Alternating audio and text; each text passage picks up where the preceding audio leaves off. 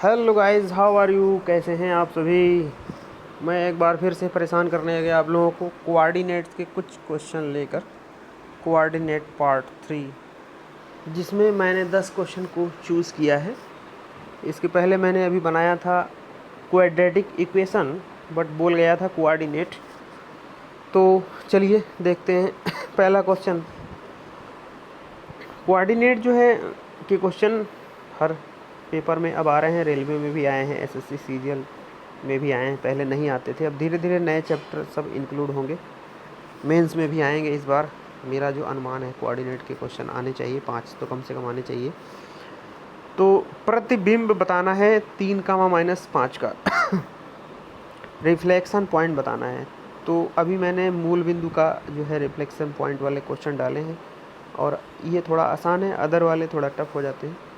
तो मूल बिंदु में अगर प्रतिबिंब पूछे किसी भी पॉइंट का, तो बहुत सरल है, जो भी उसका साइन हो जस्ट अपोजिट कर दीजिए और कुछ नहीं करना।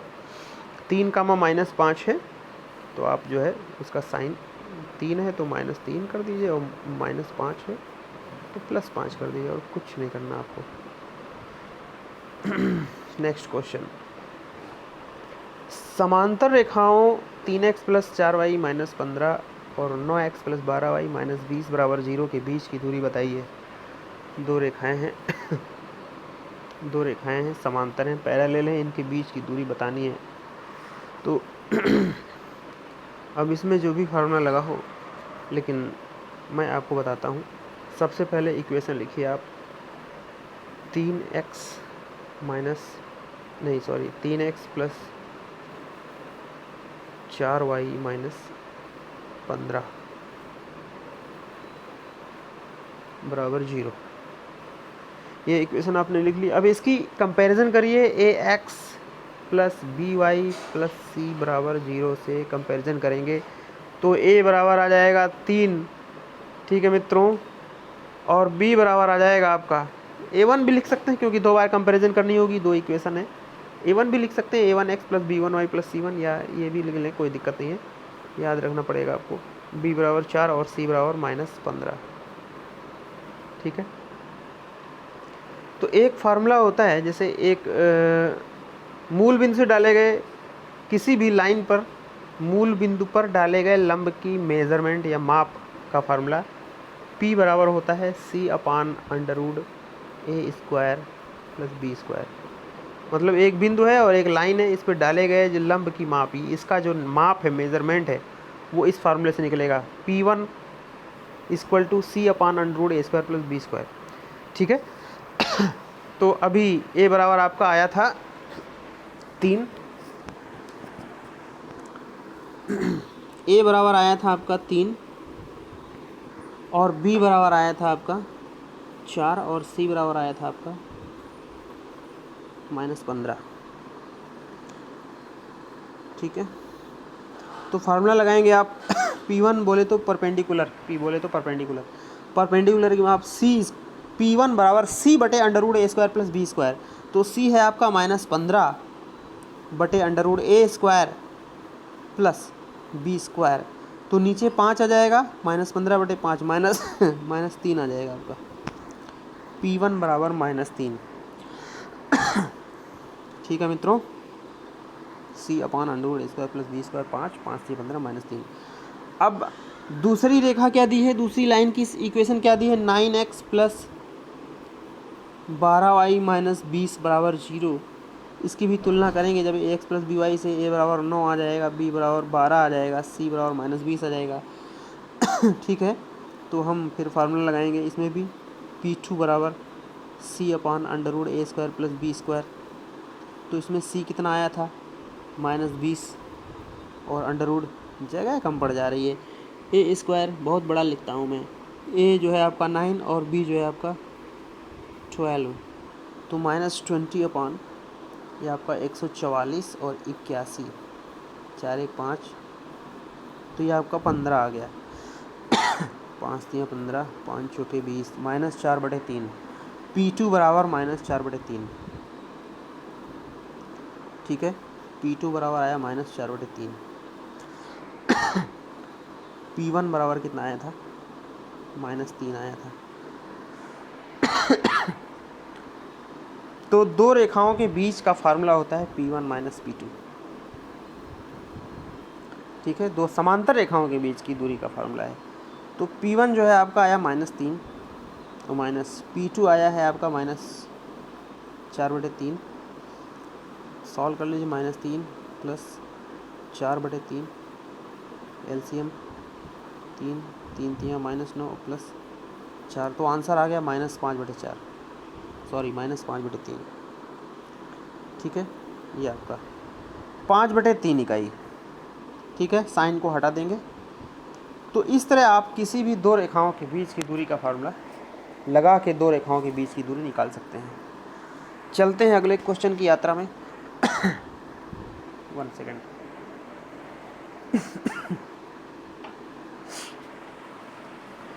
के किस मान के लिए बिंदु ए, बी तथा सी संरेख हैं? संरेख बोले तो एक लाइन में, मतलब 1 2 3 4, अगर ये चारों बिंदु संरेख हैं तो एक लाइन में होंगे, ठीक है। अगर एक लाइन में नहीं होंगे, अलग अलग हैं, तो ऐसा फिगर बन जाएगा। अगर एक लाइन में होंगे तो ऐसा फिगर बनेगा। इसका कुछ एरिया होगा और इसका एरिया 0 होगा। लाइन का एरिया कुछ नहीं होता है। तो कह रहा है कि किस मान के लिए बिंदु ये संरेख हैं। जब भी संरेख बोले तो उसका एरिया बराबर 0 कर देंगे, ठीक है। तो 3 बिंदु दिए हुए हैं और क्वेश्चन कह रहा है कि ये संरेख हैं तीनों बिंदु, तो इसका एरिया 0 है, ठीक है। तो 3 बिंदुओं से त्रिभुज बनता है। तो मान लिया त्रिभुज बन रहा है, लेकिन त्रिभुज नहीं बन रहा क्योंकि संरेख है। तो त्रिभुज का जो क्षेत्रफल है 0 है, क्योंकि त्रिभुज बन ही नहीं रहा है, तो त्रिभुज का क्षेत्रफल 0 है। तो त्रिभुज के क्षेत्रफल का फार्मूला लगा के हम बराबर 0 कर देंगे, ठीक है। और जो इसमें बिंदु दिया है 1,5, ये x1 हो जाएगा और ये y1 हो जाएगा। आपका k और (1) दिया है, ये x2 हो जाएगा, ये y2 हो जाएगा। और 4,11 दिया हुआ है, ये आपका x3 हो जाएगा और ये y3 हो जाएगा। फार्मूला लगाएंगे, delta equal to 1/2 x1 y2 minus y3 लिखा हुआ है। इसमें वैल्यू पुट कर दीजिए, कैलकुलेट कर लीजिए, इतना आपको आना चाहिए। लेफ्ट साइड में डेल्टा का मतलब हुआ त्रिभुज का क्षेत्रफल, वो 0 है, ठीक है। 0 1/2 इधर आ जाएगा क्योंकि इंटू में है, तो 0/1/2 बराबर -10 प्लस 6k प्लस 16 बराबर 0। सॉल्व कर लीजिए, k की वैल्यू -1 आ जाएगी। तो इस तरह सवाल बदल के आ सकता है कि इसका क्षेत्रफल 0 है तो क्या रिलेशन होगा, इसका क्षेत्रफल 0 है या त्रिभुज का क्षेत्रफल ज्ञात कीजिए। अगर त्रिभुज का क्षेत्रफल ज्ञात करना है तो यही फार्मूला लगा दीजिए, त्रिभुज का क्षेत्रफल आ जाएगा। लेकिन ऑलरेडी दिया है कि वो संरेख है, मतलब त्रिभुज का क्षेत्रफल जो है 0 है, तो सॉल्व कर लीजिए।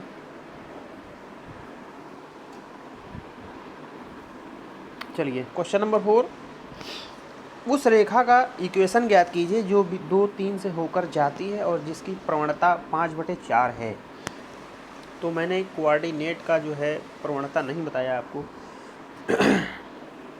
जैसे आपका ये y अक्ष है, ये x अक्ष है, ठीक है। तो मैंने आपको बताया था कि इसका जो साइन है वो प्लस प्लस होता है, इसका साइन माइनस प्लस होता है, इसका माइनस का माइनस होता है और इसका आपका प्लस का माइनस होता है। क्वेश्चन बहुत सरल भी आ सकता है कि 2,-3 किस चतुर्थांश में है, तो 2 का साइन प्लस और 3 का माइनस, तो ये फोर्थ में है। इसी तरह पूछ सकता है कि ये किस चतुर्थांश में है। चलिए अब इस क्वेश्चन हम और भी चीज़ें बता रहे हैं कि क्वेश्चन ऐसे भी दे सकता है कि x अक्ष का समीकरण, ये जो x अक्ष है इसका समीकरण पूछ सकता है। तो आप आंसर में लिखेंगे y बराबर 0, ये x अक्ष का समीकरण है। अगर आपसे पूछा गया y अक्ष का समीकरण बताइए और आप 4 ऑप्शन दे दिए, तो y अक्ष का समीकरण हो जाएगा x बराबर 0, ठीक है। x अक्ष का समीकरण y बराबर 0 और y अक्ष का समीकरण पूछ रहा है तो x बराबर 0।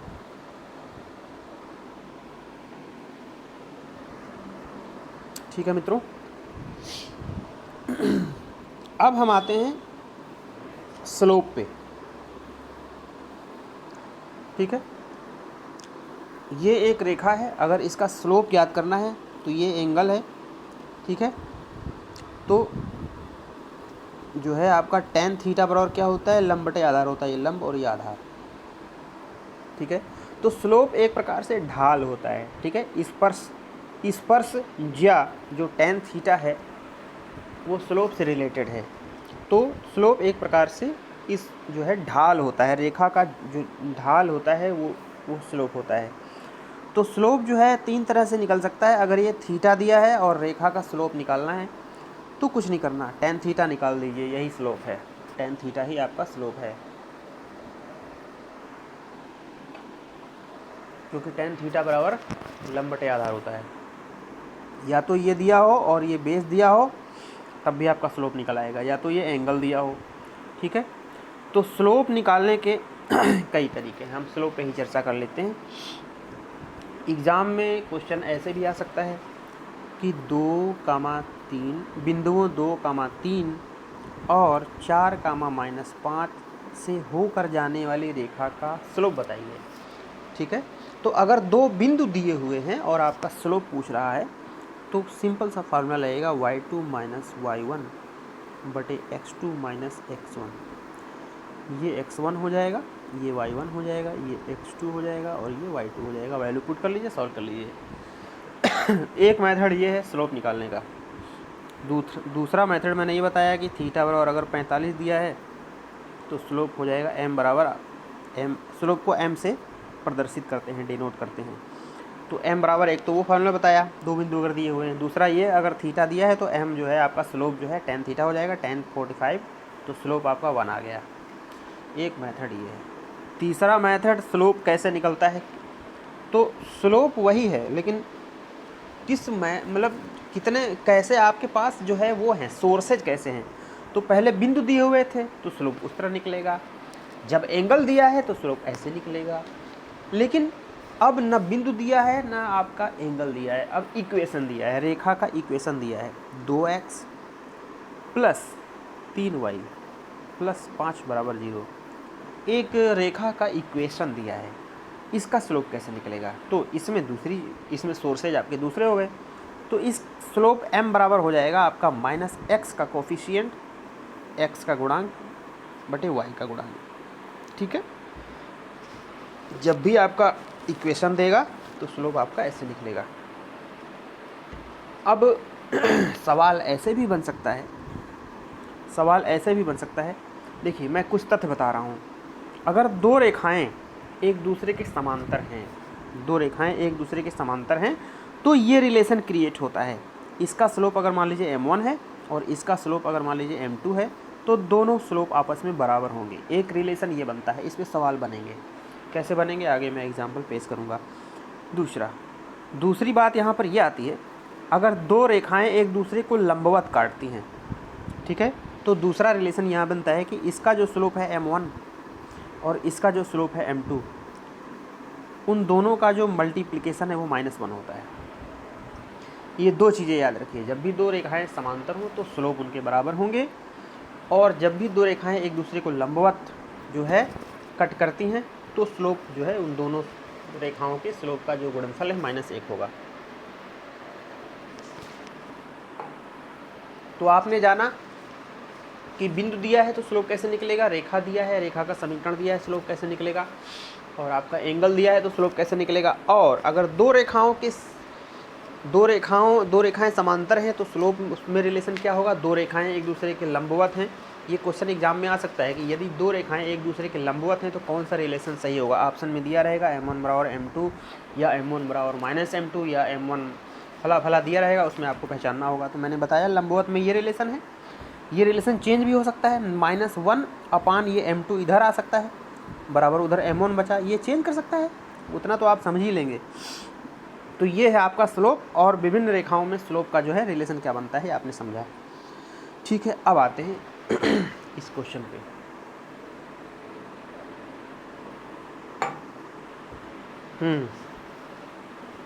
उस रेखा का समीकरण ज्ञात कीजिए जो बिंदु उस रेखा का समीकरण ज्ञात कीजिए जो बिंदु 2,3 से गुजरती है और उसका स्लोप जो है 5/4 है। ठीक है, तो सबसे पहले ये जानिए कि एक बिंदु है और उससे अगर कोई रेखा जा रही है तो उसका फार्मूला ये होता है y minus y1 equal to m into x minus x1। ये फार्मूला है। जब भी कोई रेखा एक बिंदु से होकर गुजर रही है तो वहाँ पर ये फार्मूला लगेगा। ठीक है, अब इसमें y और x ये चेंज होने वाली वैल्यू नहीं है, बाकी सब आपको पुट करनी है। m दिया है 5/4, स्लोप दिया हुआ है क्वेश्चन में, m की जगह देखिए इसने 5/4 रखा, और ये जो बिंदु दिया हुआ है 2, -3, इससे होकर रेखा जा रही है, तो इसको x1 और y1 मान लीजिए। तो x1 की जगह आप वैल्यू रख दीजिए, ये x1 की जगह ये 2 रख दीजिए और y1 की जगह -3 रख दीजिए। तो उसने इस इक्वेशन, सूत्र में, इस इक्वेशन का जो फार्मूला है उसमें रखा है, फिर ये देखिए उसने सॉल्व किया है, आप देख लीजिए। तो इक्वेशन आपकी बन गई 5x - 4y - 22 = 0, उस रेखा का समीकरण आ गया। ठीक है, तो एक बिंदु से जब बात आए कि एक बिंदु से कोई रेखा होकर जाती है, तब यही फार्मूला लगेगा, y - y1 = m × x - x1। Question number 5, रेखाओं इतने और इतनों के बीच का कोण बताइए। ठीक है,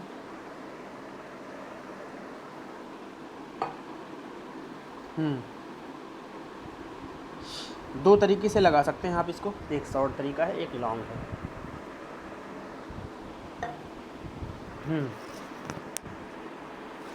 शॉर्ट तरीका बताते हैं। अभी मैंने पहले बताया था आपको कि जब दो रेखाओं की प्रवणताएं एक दूसरे के बराबर होती हैं,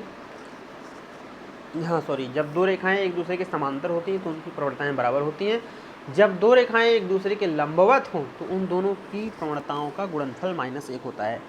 ठीक है, तो आप इसको देख के अनुमान लगा सकते हैं। ठीक है, इसकी प्रवणताएं आप निकाल सकते हैं।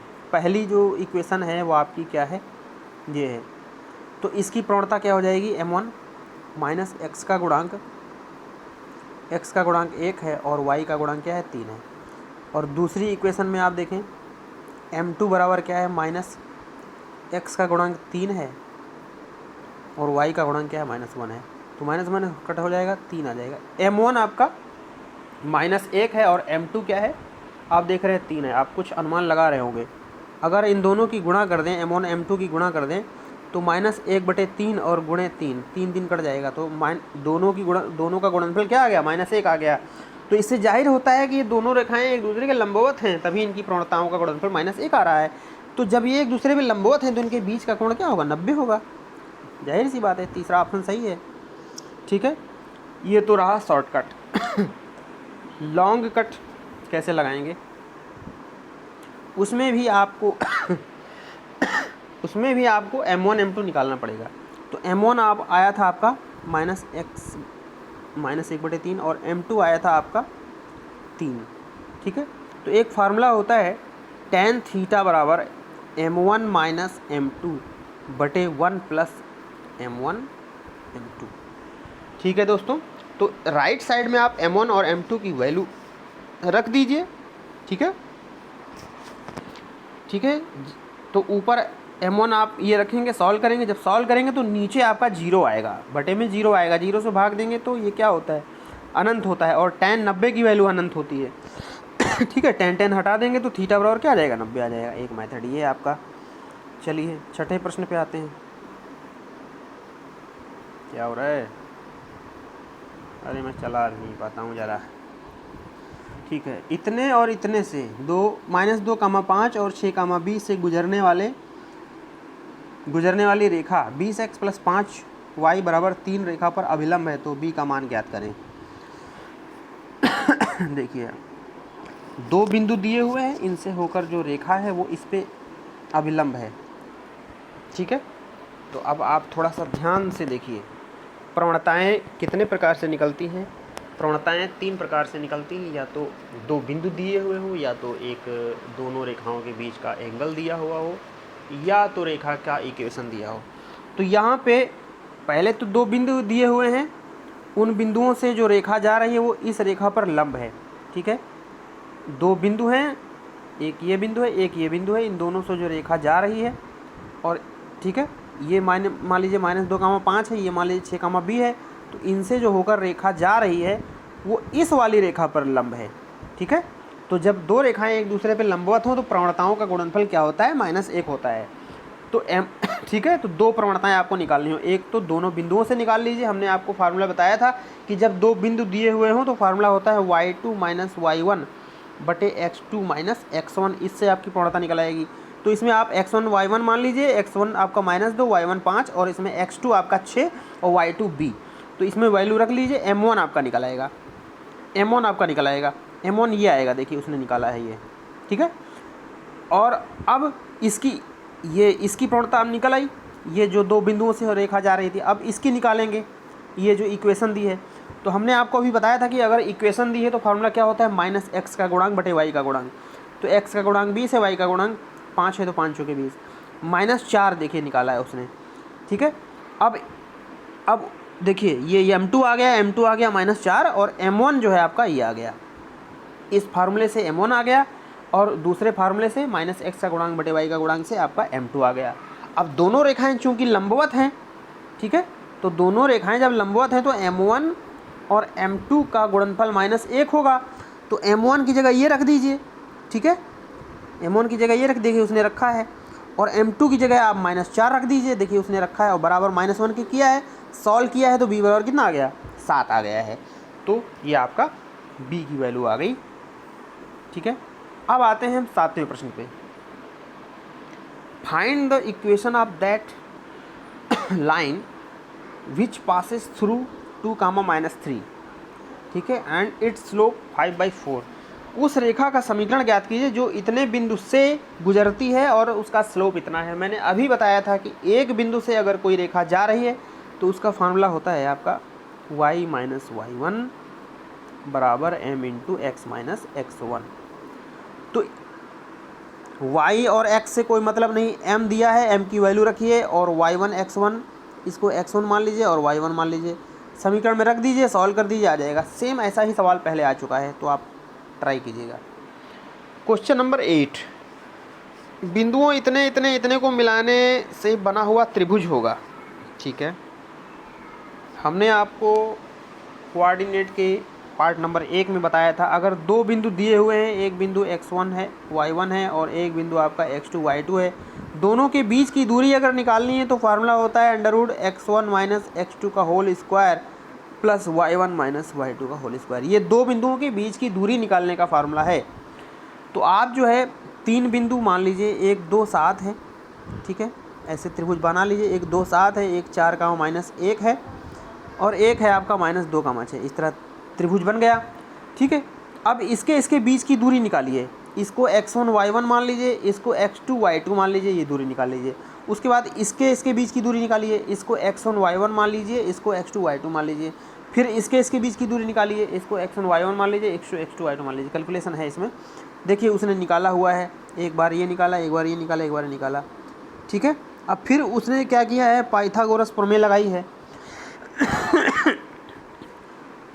उसने उसको शक हुआ है कि हो सकता है पाइथागोरस प्रमेय लगे, तो पाइथागोरस प्रमेय जब उसने लगाई है तो देखिए लेफ़्ट साइड में जो है कर्ण का स्क्वायर, फिर लंब का स्क्वायर प्लस आधा का स्क्वायर, तो लेफ़्ट जो है आपका 85 आया, राइट में भी जो 7 8 15 6 7 1 8, तो ये जो है फॉलो करता है समकोण त्रिभुज को, तो ये राइट एंगल ट्रायंगल है, ठीक है। इस तरह के और भी कई क्वेश्चन आ सकते हैं। मान लीजिए एक क्वाड्रिलेटरल के 4 बिंदु दिए हुए हैं और आपसे पूछ सकता है कि ये वर्ग है या आयत है या समचतुर्भुज है, क्या है, फला है, तो आपको वो क्वालिटीज़ पता होनी चाहिए, वर्ग की क्या होती है, आयत की क्या होती है, वो सारी आप चेक करके देख लीजिए, ठीक है। अगर मान लीजिए कह रहा है कि बताइए कि क्या होगा, 4 बिंदु हुए हैं, आयत अगर आपको पता करना है तो उसमें चारों डिस्टेंस निकालिए, ठीक है, 2 भुजाएं बराबर आएंगी और 2 भुजाएं आपकी इधर वाली 2 अलग बराबर आएगी, 2 अलग बराबर आएगी, ठीक है। आप डायगोनल उसके निकालिए, 2 बिंदु दिए हुए हैं, डायगोनल भी बराबर आने चाहिए क्योंकि आयत में जो है डायगोनल भी बराबर होते हैं, ठीक है।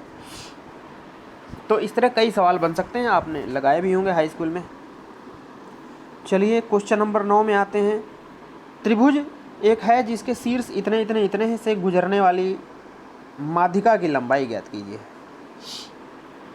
ए से गुजरने वाली माध्यिकाएं किसी भी त्रिभुज में 3 होती है, मीडियन 3 होती हैं, ठीक है। एक त्रिभुज आपका दिया हुआ है, ए आपका दिया है 2, -3 और बी दिया हुआ है आपका -1, 4। बहुत जगह कम है और मैं बड़ा भी लिखता हूँ, परेशान हूँ बहुत ज़्यादा इस प्रॉब्लम से, ठीक है। उंगली से क्या क्या करूँ। 5, -2 दिया हुआ है तो ये त्रिभुज दिया हुआ है, तीनों इसके शीर्ष दिए हुए हैं। ए से गुजरने वाली माध्यिका की लंबाई, ये जो माध्यिका है जो मध्य बिंदु को टच करती है, इसकी लंबाई ज्ञात करनी है, इसकी लेंथ बतानी है। ठीक है, इसकी लेंथ बतानी है। तो क्या करना होगा, लेंथ बताने के लिए अभी मैंने बताया था कि किसी भी दो बिंदुओं के बीच की दूरी निकालनी हो तो फार्मूला लगाएंगे d बराबर √x1 - x2 का whole square plus y1 - y2 का होल स्क्वायर। तो ये जो माध्यिका है इसकी लंबाई कैसे निकलेगी, ये बिंदु पता होना चाहिए, ये बिंदु पता होना चाहिए। तो ये वाला बिंदु पता है, ये है, लेकिन ये वाला बिंदु आपको नहीं पता है। तो ये मध्य बिंदु है, ये मध्य बिंदु है, और इधर ये बिंदु दिया हुआ है, ये बिंदु दिया हुआ है। तो ये बिंदु निकाला जाएगा। हमने आपको फार्मूला नहीं बताया, लेकिन अगर मान लीजिए दो बिंदु दिए हुए हैं, उसके बीच का अगर पॉइंट निकालना है तो फार्मूला होता है x1 plus x2/2, y1 plus y2/2। ठीक है, अगर मान लीजिए हम इसको xy मान लेते हैं तो x बराबर हो जाएगा x1 प्लस x2/2 और y बराबर हो जाएगा y1 प्लस y2/2।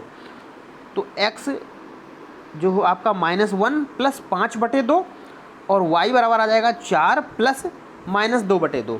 तो जब सॉल्व करेंगे तो आपका मध्य बिंदु आ जाएगा। ठीक है, मैंने कट कर दिया। तो जब ये मध्य बिंदु आ जाएगा और ये ऑलरेडी बिंदु दिया हुआ है तो दोनों के बीच की दूरी का फार्मूला लगा दीजिए, माध्यिका की लंबाई निकल आएगी, नो टेंशन। लास्ट क्वेश्चन पे आते हैं, मैं थक गया हूँ। किसी बिंदु 3,5 और रेखा इतने के बीच की लंबवत दूरी बताइए। शायद दूसरे क्वेश्चन में मैंने आपको एक फार्मूला बताया था। एक रेखा है अगर और कोई बिंदु है, तो बिंदु से रेखा पर डाले गए लंब की अगर माप बतानी है p, तो उसका फार्मूला होता है, अच्छा मैंने मूल बिंदु से डाले गए लंब की माप बताया था। ठीक है, अगर मान लीजिए कोई बिंदु, ये बिंदु दिया हुआ है और ये एक रेखा दी हुई है, इस बिंदु से इस रेखा पर अगर लंब डाला गया है और उस लंब की माप बतानी है तो उसका फार्मूला ये होता है, p बराबर ax1 plus by1 plus c/√a² plus b²। ये फार्मूला होता है। ठीक है, तो अब ये जो 3 और 5 दे रखा है ये आपका x1 y1 है। ठीक है, ये आपका x1 y1 है। और जो आपका ये दे रखा है 3x - 4y बराबर 9, 3x - 4y, 9 को इधर ले आओ, -9 बराबर 0। अब इसकी तुलना कर दो ax plus by plus c बराबर 0 से, तो a 3, b आपका -4 और c -9। abc आपका यहाँ से निकल आएगा और x1 y1 ये हो जाएगा। ठीक है, abc आपका यहाँ से निकल आया इस रेखा की, जब आपने इससे तुलना की, और x1 y1 ये हो जाएगा। अब आप फार्मूला सीधे लगा दीजिए, p बराबर ax1 plus by1 plus c/√a² plus b²। अब इसमें वैल्यू पुट कर दीजिए, p की वैल्यू आ जाएगी, कैलकुलेशन करने पे 4 यूनिट आएगी। ठीक है, ये समझ में ना आ रहा हो छोड़िए इसको। तो दोस्तों यात्रा समाप्त हुई 10 क्वेश्चन की, और मैं धीरे धीरे अपने कार्य में इम्प्रूवमेंट कर रहा हूँ, मुझे लग रहा है, और मुझे बहुत आगे जाना है। आप लोगों का सहयोग चाहिए, क्योंकि मैं लंबे समय से टीचिंग का कार्य नहीं किया हूँ, तो मुझे अपने आप में निखार लाना है। आप लोगों के सहयोग से मैं बहुत आगे जा सकता हूँ, और मुझे पैसे का लालच नहीं है, मैं अपने मूल रूप को फिर से वापस लाना चाहता हूँ। तो आपका सहयोग चाहिए। आप खुद सब्सक्राइब करें अपने मित्रों से। घर में, हर घर में जो है, हर व्यक्ति के पास मोबाइल है और उसमें नेट चलता है। भाई बहन माता पिता हर आदमी मोबाइल लिए, हर आदमी अब तो बगैर नेट के कोई रह ही नहीं सकता है। तो घर में 4, 5, 7, 8 लोग अगर बड़ा परिवार है तो इतने सब्सक्राइबर हर घर में मिल सकते हैं। और अपने दोस्तों को शेयर करिए। और मैं इतने हाई लेवल का तो नहीं पढ़ा रहा हूँ, लेकिन इतना तो पढ़ा ही रहा हूँ कि जो शुरुआत कर रहा है, अभी तैयारी में उतरा है, उसके लायक तो पढ़ा ही रहा हूँ। जैसे CGL मेंस की तैयारी जो लोग कर रहे हैं, बहुत हाई लेवल के हैं, बहुत उनकी स्पीड ज़्यादा तगड़ी है, उस लेवल का नहीं पढ़ा रहा हूँ। अगर वो भी बेसिक की तैयारी कर रहे हैं तो वो भी इसको देख सकते हैं, समझ सकते हैं। तो कृपया मेरा सहयोग करें, सब्सक्राइब करें, शेयर करें। इससे मेरी एनर्जी का लेवल बढ़ेगा और मैं ज़्यादा से ज़्यादा मेहनत करूँगा। और आपको मैं PDF प्रोवाइड कर ही रहा हूँ मैथ्स की।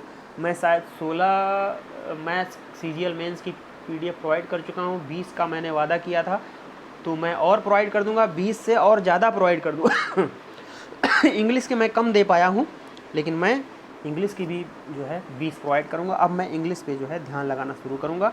और आपको अगर पार्टिकुलर टॉपिक के टेस्ट चाहिए तो कृपया मुझे कमेंट बॉक्स में लिखें, मैं वो चीज़ आपको प्रोवाइड करूँगा। बहुत बहुत धन्यवाद मेरी वीडियो देखने के लिए, मेरा सपोर्ट करने के लिए। Good night.